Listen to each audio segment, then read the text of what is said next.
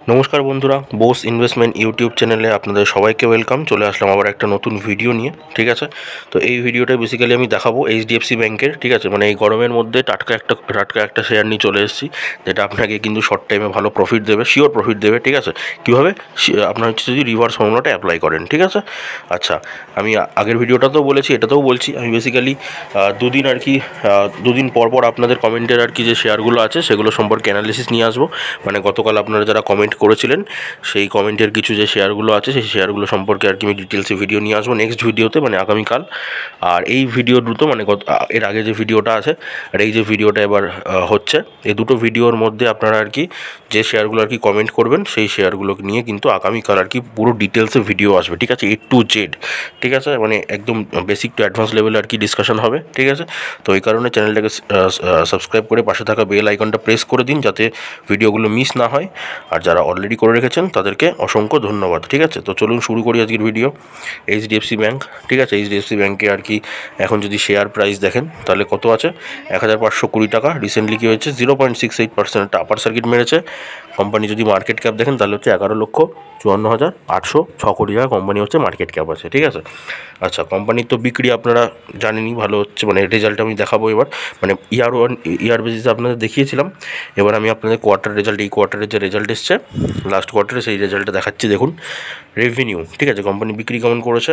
ঠিক আছে, এই যে মার্চ 2024। ঠিক আছে, কত করেছে দেখুন, আগের থেকে বেড়েছে। আগে ছিল 78,008 কোটি, এখন হচ্ছে 79,434 কোটি টাকা কোম্পানি হচ্ছে বিক্রি হচ্ছে। ঠিক আছে, আচ্ছা, এক্সপেন্সিভ মানে খরচ কীরকম করেছে? আগের বারের থেকে খরচটা বেড়েছে। ঠিক আছে, আগে ছিল 50,530 কোটি, এখন আসছে 62,938 কোটি টাকা কোম্পানি হচ্ছে এক্সপেন্সেস বা খরচা আছে। তবে হ্যাঁ, যদি আমি তুলনা করি বিক্রির সাথে, যদি খরচ আমি তুলনা করি রেভিনিউর সাথে, এক্সপেন্সেস তুলনা করলে কোম্পানির রেভিনিউটা বেশি জেনারেট হচ্ছে, সেই তুলনায় কোম্পানির এক্সপেন্সেস বা খরচটা কম। তাহলে এটা কোম্পানির জন্য ভালো দিক।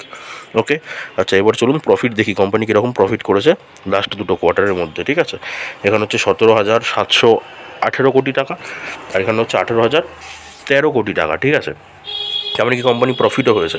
তো একটা দাদাভাই কমেন্টও করেছিলেন Q4 রেজাল্টটা ভালো এসছে এইচডিএফসি, তাও শেয়ারটা কেন নিচে পড়েছে।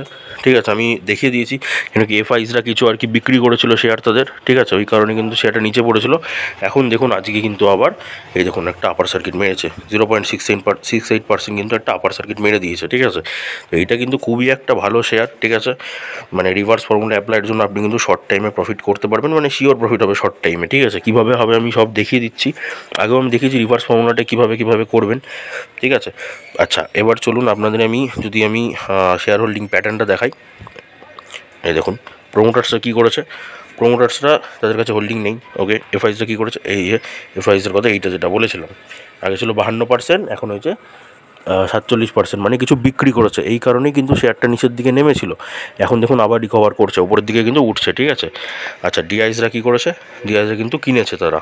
ঠিক আছে, ইনভেস্ট করেছে। আচ্ছা, সরকারও কিন্তু ইনভেস্টমেন্ট তাদের বাড়িয়েছে।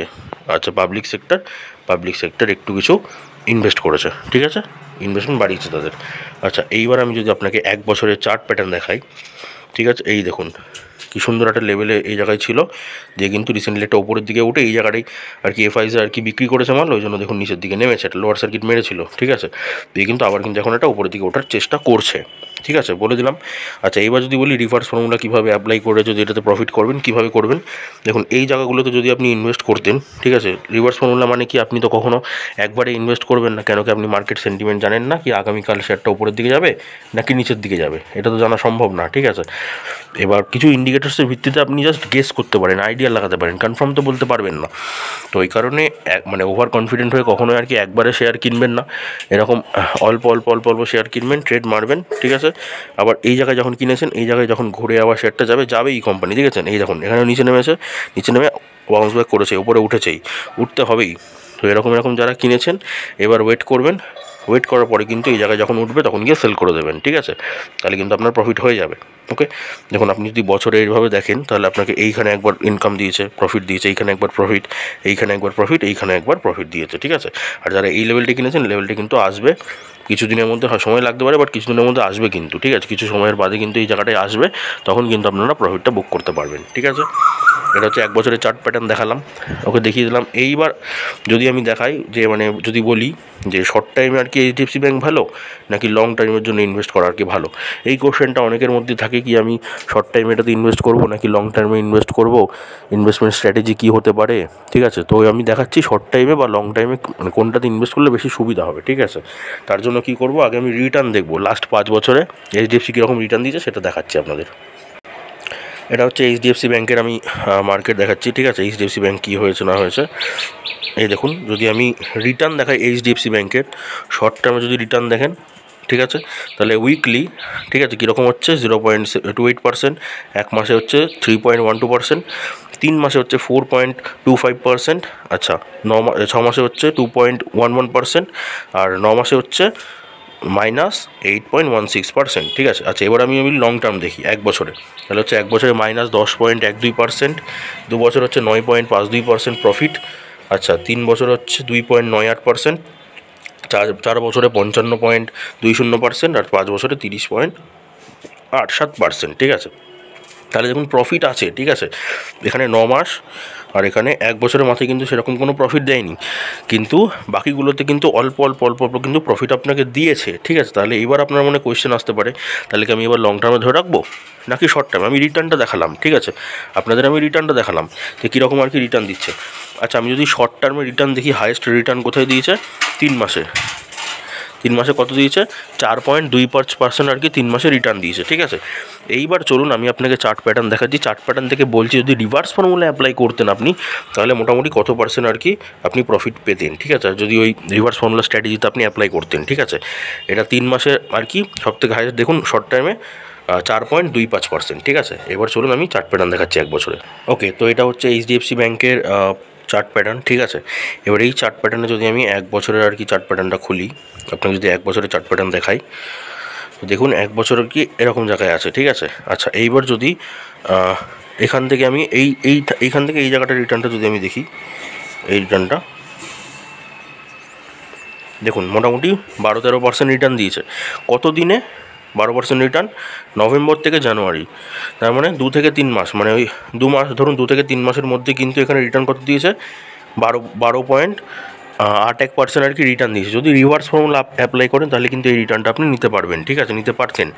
তার মানে ব্যাপারটা কি, এটা হচ্ছে মোটামুটি 3 মাস যদি আমি হিসাব করি, 3 মাসে যদি 12% হয় আপনার রিটার্ন, ঠিক আছে, তাহলে 4 বার 12 মানে 48% কিন্তু আপনি বছরে আর কি এরকম করে শর্ট মানে অল্প অল্পভাবে আর কি রিটার্ন পেতে পারেন। তো আপনাদের আমি রিটার্নগুলো দেখালাম, শর্ট টাইমে লং টাইমে সব রকমের রিটার্ন আপনাকে দেখালাম। আপনি যদি ইনভেস্ট করে রেখে দেন তাহলে আপনার ওইগুলো হতে পারে, কিন্তু আপনি যদি রিভার্স ফর্মুলা অ্যাপ্লাই করেন তাহলে কিন্তু শর্ট টাইম আর কি প্রফিট কিন্তু বুক করতে পারবেন, ঠিক আছে। তার জন্য কিন্তু রিভার্স ফর্মুলা অ্যাপ্লাই করা রাখবে। এটা আমি দেখালাম একটা, আপনাকে যদি আমি আরও একটা দেখাই, ঠিক আছে, ধরুন এই জায়গাটায় দেখাচ্ছে এই ছোট্ট রিটার্নটাই যদি আপনাকে দেখাই, এখান থেকে এইটুকু রিটার্ন যদি আপনাকে আমি দেখাই, জাস্ট এ মিনিট,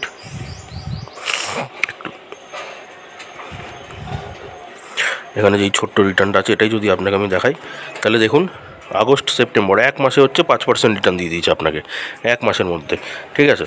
তাহলে বুঝতেই পারছেন শেয়ারটা কিন্তু আপনি শর্ট টাইমে আর কি রিভার্স ফর্মুলা অ্যাপ্লাই করলে শিওর প্রফিট করবেন, ঠিক আছে। আপনি যদি একবারে টোটাল সব কটা শেয়ার, ধরুন আপনি এইচডিএফসি ব্যাঙ্কে ভেবেছেন 100টা আমি শেয়ার কিনবো, ঠিক আছে, আপনি যদি 100টা একবারে ইনভেস্ট করে দেন তাহলে কিন্তু আপনাকে ওই হোল্ড করে বসে থাকতে হবে শর্ট টাইমে কীরকম প্রফিট হচ্ছে তার জন্য। ওই 4-5% এরকম করেই কিন্তু প্রফিট আপনি নিতে পারবেন 3 মাসের মধ্যে, যেটা দেখালাম, ঠিক আছে। কিন্তু আপনি যদি রিভার্স ফর্মুলা অ্যাপ্লাই করেন, অল্প অল্প যদি করে আপনি শেয়ার কিনতে থাকেন, তাহলে কিন্তু গিয়ে আপনি কী করবেন, তাহলে আপনি গিয়ে একটা ওইরকম যেমন 10% 12% এরকম কিন্তু 3 মাস 4 মাসের মধ্যে আপনি নিতে পারবেন, ঠিক আছে। তো রিভার্স ফর্মুলা অ্যাপ্লাই করুন দাদা।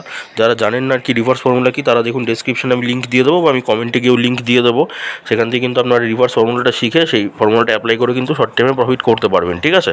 আমি কিন্তু A to Z ডিটেলসে ভিডিওটাতে বলে দিয়েছি, তো আপনারা দেখুন দেখে হয়তো বুঝতে পারবেন, তাহলে কিন্তু আপনি মোটামুটি ভালো একটা রিটার্ন পেতে পারেন। তো আমি টোটাল ইনভেস্টমেন্ট স্ট্র্যাটেজিটাই বলে দিলাম এইচডিএফসি ব্যাংকের ক্ষেত্রে, ঠিক আছে। তো এই ছিল আজকের ভিডিও, আশা করব ভিডিওটা একটু বুঝতে পেরেছেন। যদি বুঝতে পারেন অবশ্যই একটা লাইক করবেন, তাহলে কি আমি বুঝতে পারবো যে আপনারা শিখতে পারছেন বা বুঝতে পারছেন, ঠিক আছে। তো চ্যানেলে নতুন হলে আপনারা চ্যানেলটাকে সাবস্ক্রাইব করে পাশে থাকা বেল আইকনটা প্রেস করে দিন। ওস ইনভেস্টমেন্ট চ্যানেল কিন্তু এরকমই আপডেটেড আর কি অ্যানালিসিস নিয়ে আপনাদের সামনে আসবে। আর আমি আগামীকাল হচ্ছে আপনাদের যে কমেন্টের আর কি যে স্টকগুলো ছিল আপনাদের রিকোয়েস্টের, সেই স্টকের ভিডিও আমি আগামীকাল নিয়ে আসবো, ঠিক আছে। তো যারা অলরেডি সাবস্ক্রাইব করেছেন তাদেরকে অসংখ্য ধন্যবাদ, ঠিক আছে। গরমে বাড়ি থাকুন, সুস্থ থাকুন। যদি মানে খুব প্রয়োজন না হয় তাহলে বাইরে বেরোবেন না, কেন কি প্রচুর গরম পড়ছে, আর দিনে মোটামুটি 5 থেকে 6 লিটার করে জল খান, তাহলে তো সুস্থ থাকবেন, ঠিক আছে। তো ভালো থাকুন, সুস্থ থাকুন, দেখা হচ্ছে আবার পরের ভিডিওতে।